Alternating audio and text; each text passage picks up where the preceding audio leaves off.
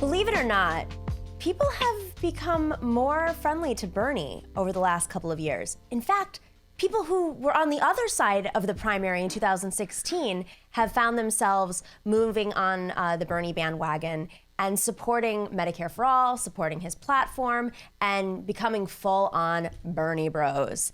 Our next guest is Kate Willett. She is a self-proclaimed Bernie bro, new-ish to the movement, but did support Hillary Clinton in 2016. And you may have seen her piece in Elle magazine, Elle.com, titled, "I Hated Bernie Bros Until I Loved and Lost One." And in it, she talks about her experience with her boyfriend, who was a Bernie bro, who was unable to receive the medical care he needed and unfortunately had a tragic and untimely death. Kate, thank you so much for joining us. I should note that you're also a comedian and you're the host of Reply Guys, so that's where people can find you, and you're very active on Twitter. So thank you for joining us and for sharing your story.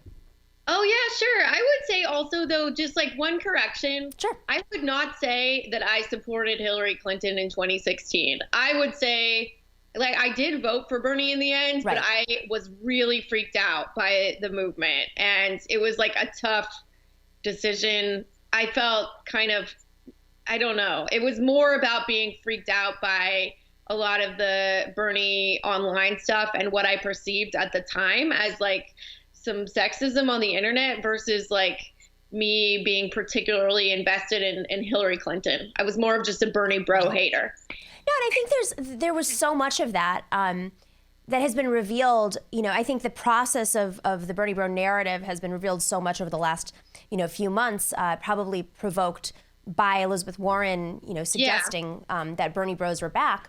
And of course, more recently on this date of taping, just yesterday, Michael Bloomberg released an attack ad against Bernie about the Bernie bros. So, in 2016, I don't know if everybody really was able to process where this messaging was coming from and what was real and what was something that, you were given a perspective, and then through that lens, you saw everything. Meaning, like, if someone challenged you on Twitter, it was like a sexist lens. Is that how you sort of took it back then? I think that the people who said crappy stuff to me, that was real. And people definitely did say sexist stuff to me online. But here's the thing. I support Bernie Sanders and they still do. I think that what was going on is that the internet can be an aggressive and sexist place. And I assumed that that was somehow specific to Bernie Sanders supporters, I think, because of that narrative. But now, having been on both sides of it, I'm like, oh, there's just a lot of people who support every single candidate that say crappy stuff on the internet. It has nothing to do with one candidate or another. Now, you wrote this piece, and it was very powerful, sharing your story and centered around really Medicare for All, because that's obviously a linchpin of Bernie's campaign. But want to tell us a little bit about your boyfriend and what happened?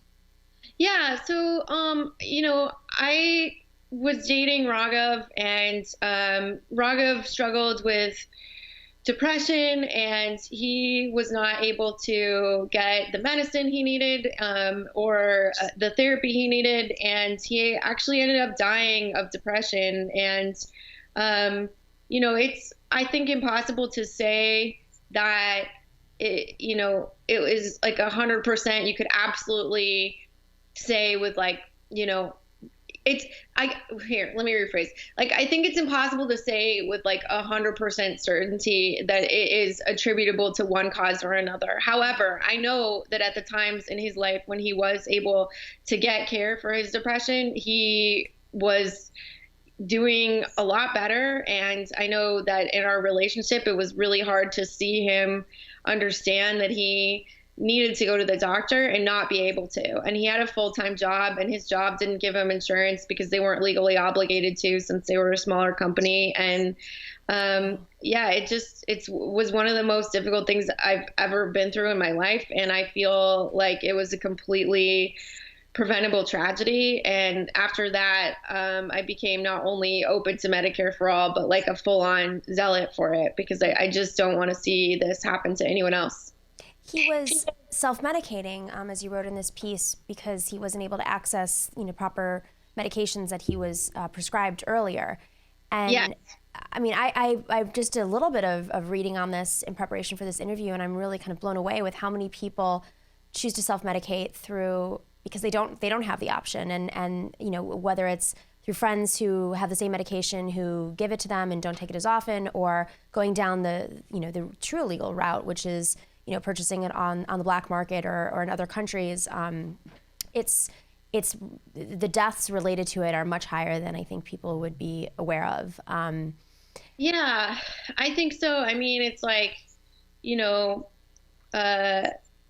I think if you don't have, I mean, it's such a big decision to go to the doctor. Even for people who do have insurance, there can be super high deductibles and super high copays. And, like, I know that in his case, it would have been a choice between treating his condition and paying rent, Right. So it's like, what choice is there really in that situation? And, you see a lot of people self-medicate either with like, drugs and alcohol, or with medication that they get from a friend. And, it's just no substitute for a world where everyone who needs to can just go to the doctor and get the medicine they need for free, Now, in your piece, you talk about how you were you had a friend who was sort of on the same side of politics and supported Obamacare and thought, that's great, and maybe if we just make some tweaks and improvements to Obamacare, that'll be enough.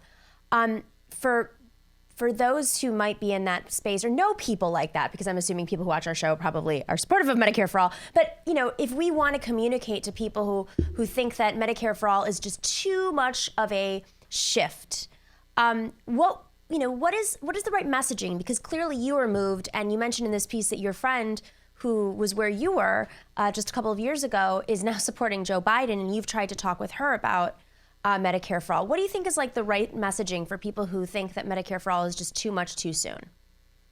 Yeah, I mean, Bernie Sanders' campaign in 2020 is really centered around people telling their stories, which is part of the reason that I decided to talk about this, because I really think that people need to begin to understand the stakes. It's really easy to be blind or just assume. I don't know.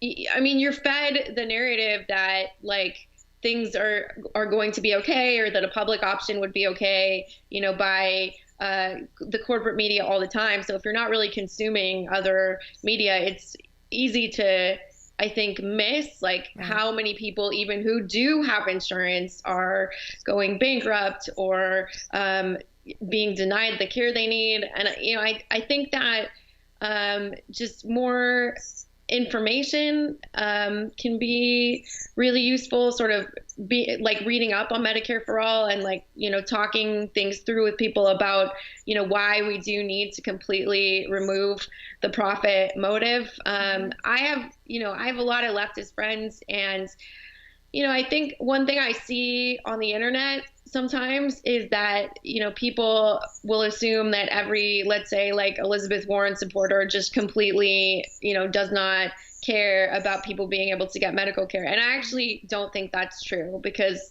I think it's really easy to think that insurance companies, like, as long as there's a way for everyone to get some insurance of some kind, that it would be all right. But, it's like, we understand that the profit motive is just, their incentive is to deny people care, and it needs to be completely removed.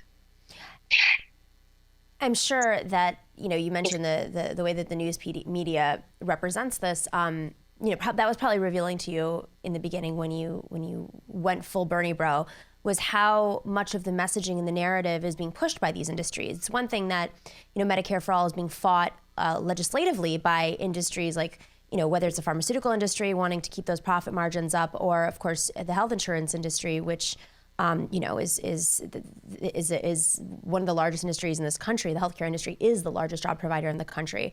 and the health insurance industry is using that as a tool, a weapon, legislatively to block Medicare for all. But with that being said, there's this whole messaging aspect of it. I mean, on the debate stage, how many debates were centered around attacking Bernie Sanders on Medicare for all?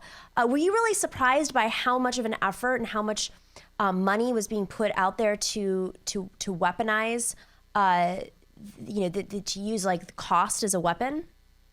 Yeah, I think, you know what I think was the most effective weapon? I'm trying to think through like what my particular closed-mindedness was to like Medicare for all necessarily being the solution. And I think that these kinds of debate questions played right into the fear, because when I was growing up, my brother had a terminal medical condition that he eventually died from when he was 23 years old. And our actual experience was with insurance companies was a nightmare. Yeah. But I think I imagined my parents in that situation, like being denied medical care by some massive government bureaucracy and like, oh no, if maybe, what would have happened to our family would have been like way worse in some cases. And I think all the fear mongering about like, we can't take people's insurance away is really effective. And I think that we need to help people understand that, a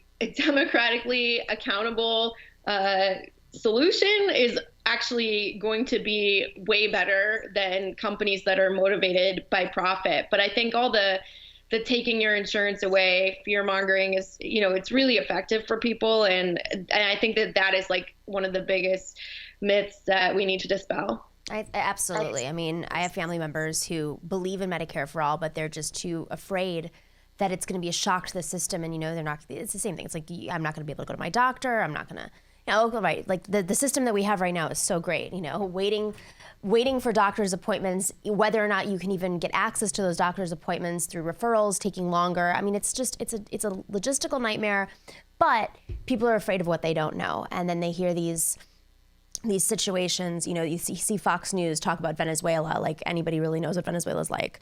Yeah, exactly. Yeah, I should have been an ideal Medicare for all supporter from the moment it was introduced, because it's like my family went bankrupt, when I was a teen from medical bills, and when my brother was really, really sick, it's like my parents spent all their time struggling with insurance companies on the phone and worried that they were going to lose their home. And still, even with all that, like there was a fear in me of like, oh no, like, well, what if it was even worse than this? And I think a lot of it is about helping people see the possibility that it will actually be much, much better. Right. I mean, even just for screenings, I mean, you mentioned that in your piece, that how many tumors go unrecognized because people can't afford, or they're waiting too long, or even through the Obamacare system, it's harder to get access to the right specialists. Our system is broken, and the Republicans they made the best case against Obamacare for the left by fighting Obamacare for so long. I mean, they said that it was more expensive for small businesses. True. So support Medicare for all. If you're a small business owner and your costs are going up for healthcare, then you should be the #1 supporter of Medicare for all at this point. Yeah, I completely 100% agree. I mean, really, anytime a person has to decide if they have the money to go to the doctor, I think that's a morally unconscionable situation. I also think that people who have insurance through their job sometimes underestimate like how bad it is for folks who don't. I don't have insurance through my job. I freelance a lot. And even after all of this, even after being somebody who like talks about Medicare for all and health insurance, like with a lot of my time, like I don't have insurance because I make like above the threshold for any kind of subsidy. And I also don't have like enough to pay the insurance premium. And like, that sounds like an incredibly reckless decision to a lot of people, but it's like, I don't know. I mean, a lot of people don't have like $12,000 a year to spend on health insurance that they're not going to use and is really bad. So, at this point, like I just pay out of pocket every time I go to the doctor in cash, and it really sucks. And there's a ton of people in this situation, and there will continue to be with any other option except for Medicare for all. Absolutely. Kate, now that you're a full-on Bernie bro, what has it been like, publishing this piece? What's the response been from all sides? I mean, I was catching some of it online, and I was blown away by how viral this article went. So clearly you touched on a nerve and spoke on behalf of so many people who relate to your story. But what's the feedback been like, since this is the middle of an election cycle? Yeah, I mean, it's been intense. I would say that most people were really supportive. I got a ton of messages from other people who haven't been able to get the medical care they needed, especially people who were struggling with mental health issues that can't get medicine, or also people who have lost loved ones. And that was like really, really heartbreaking. But it certainly redoubled my commitment to fighting for Medicare for all. And, there was a little bit of trolling. Yeah, definitely some folks got mad, especially some Elizabeth Warren supporters got mad, because I do think that, Elizabeth Warren is saying that she supports Medicare for all. And I think, like, for Bernie folks, like, we just need to kind of keep getting better at, messaging to people who do care about Medicare for all, like why, we do need to push for it immediately, and why a public option to start with is not going to be sufficient, and why this is actually going to take a movement, But I do think that, it's just confusing, right? Because like a lot of, like, every candidate on the debate stage is saying that they have the solution to our healthcare crisis. And, I think a lot of people really believe that their candidate does. And so, yeah. You got to follow the money. I mean, at the end of the day, if you're a candidate that takes insurance money or pharmaceutical industry money, you question their motives. If you're a candidate who is not willing to support Medicare for all in totality, why? What is holding you back? If you're a candidate that is receiving the support of the National Nurses Union, who have been the front and center advocates for Medicare for all, really bringing it to the table, that's a lot. I mean, Bernie Sanders has NNU, supports Medicare for all in its fullest and most the bill, and that is the most detailed bill that has all these co-signers. He's the one who co-wrote it with the Nurses Union. I mean, why are we even having this conversation? If you believe in Medicare for all, support Medicare for all. Watered down Medicare for all is not a Medicare for all. Yeah, I completely agree. Kate, extraordinary piece. I'm so grateful that we are fighting alongside you. Your story is extremely powerful. And you're right. The thing about Bernie's campaign is that he is welcoming everyday Americans to share their stories of why they're moved to support Bernie and his platform. And I'm just so grateful that you're out there sharing your message. Oh, thank you so much, Nomiki. I really appreciate it, and we're gonna win. We are. Think. Yeah. And I hope to have you in studio soon, since I can probably see you from here, from the windows, since we're in the neighborhood. All right, I'll see you later. Thank you so much. Thanks, Kate. Okay, bye.